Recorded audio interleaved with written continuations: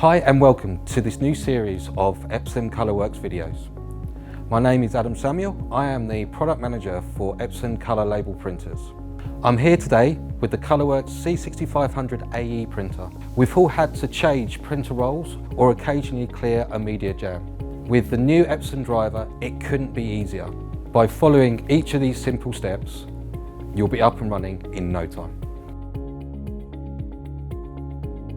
When a paper jam occurs, you'll see this error message. Open the viewing panel. Slide the printer head to the right. Open the back and raise the release lever. Remove the jam from the viewing panel